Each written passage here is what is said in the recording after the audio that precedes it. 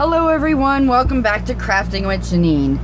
Here is another video in our beginner bow making series. This one is all about twisted boutique bows. Today I'm going to focus on 1.5 inch wide or 4 centimeter wide ribbon using the crease method. If you've seen a few of my other videos, then you know what the crease method is. I find it real easy, and this is the result of doing it. I have no issues every time doing it. These are 3 different sizes using 3 different lengths. This one here, which measures 4 inches wide, is using 25 inches or 64 centimeters of 1.5 inch ribbon. This one is using 8 inch and 28 inches, sorry, of ribbon, and this one measures just over. Like you can see, this one's more like 3.5 inches, and then this one's 4. And this one here is using 32 inches, and this one measures little over 5 inches wide. So the measurement length, you can play around with it and find ones. These are the ones that I like, the way the shape came out best. So this is what I use.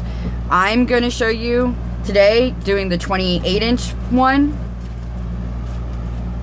So, and you can use any print solid. I do not recommend satin for this one, only because the satin doesn't really hold the shape as well as the grosgrain does. But, so, what we're going to do, need to heat up my little iron. Let go. So I've got 28 inches of ribbon here. And I'm heating up my iron, but I'll show you first. So what we're going to do is we're going to fold the ribbon in half. And then if you don't have the iron like I have, just take your lighter and just run it across a little bit, and you're going to heat. And what the heating does is it creates a crease down the middle, which is what we need. So then what I'm going to do is I always work from my right side first. If you're left-handed and you want to work, then you do it that way, but I always do my right side first. So then I'm going to take this side and I'm going to fold them over in half like that, and I'm going to heat just a little bit there just to create a crease there. So the reason I do that is, so we're going for like the figure 8 method per se. So what I'm going to do is I'm going to take this, and I'm going to take this crease, line it up with this crease right along the edge of the ribbon so that it looks like this. And then what I'm going to do is I'm going to take a pin, take a straight pin, and right up here in this corner, I'm just going to pin it down so that it stays in place. And then this one, we're just going to bring it up like this, right over, even with the other ones, right across the edge, so that now you're looking at this. And then I'm going to take another pin in this bottom corner and go like that. I just take this top pin and move it so that it is covering all of them. So this is what we have in front of us, just a figure 8. So then what I do is I take this corner, fold it up to this corner.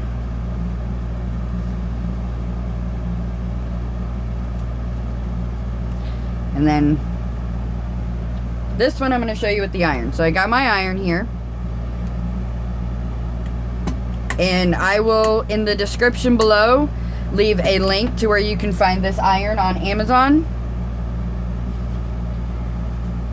I have joined the Amazon affiliate program, so if you purchase through my link, I get credit toward it, which helps me out, and I appreciate it all. So I just went over the other side and creased it. So now I've got creases on both sides. So now we just pop it back into our figure 8, and we have this. So we're going to take, always from my right, I'm going to hold it in my hand, and I'm going to line up with the middle, these 2 points of this crease with the 2 points there right in the middle. This one is going to go right over the top of that one, lining up our creases with our middles. So now all I can do is, as I'm holding it in my hand, if you have a hard time holding it like I am, you can get these salon clips. These I got at, you can get them at Joann's, any craft store, Hobby Lobby, Sally's Beauty Supply has these, which they're great. Which you can just slide it in, try not to shift anything around, and then it holds you in place, right up the middle. So just like that. And if you've got your clip on there, you can pull these pins, because now your clip is holding everything. And then all I'm going to do is I'm coming up from the bottom. Now I'm just going to do, I think it's 6. So it's 2, 3, 4, so it's 7, 5,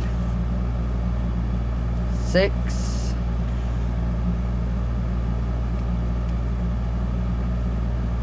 7. So just like that, and then I can take my clip off because my center is all cinched, and then I just pull it tight. I do need one more in there, right there to the corner, and then I just pull it tight. So I got my center, and then I just wrap my thread around, make sure everything is kind of up, propped up like that. Pull it as tight as I can. It's my upholstery thread, won't snap, and then I'm just gonna throw a knot or 2 in the back.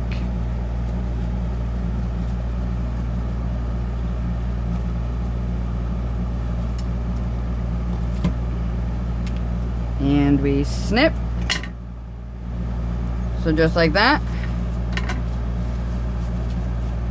And then what I do is I grab pointer finger and middle finger in the top and bottom loops, and I'm gonna grab and I pull, and I'm gonna give a little twist like this. And then I just primp my loops. Now with this twisted boutique bow, I've seen it in other videos and stuff. It's not going to be perfect right off the bat. You will have to primp it.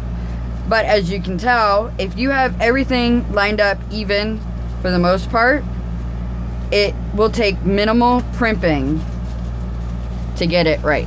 I'm just gonna give it a little more. So, just like that.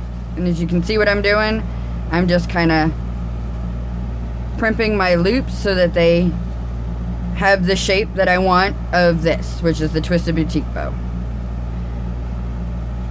And then what I do is I take it over and I spray it with hairspray. I'm going to grab that for you here in a second once I feel I'm perfect, but I'll end up primping it again.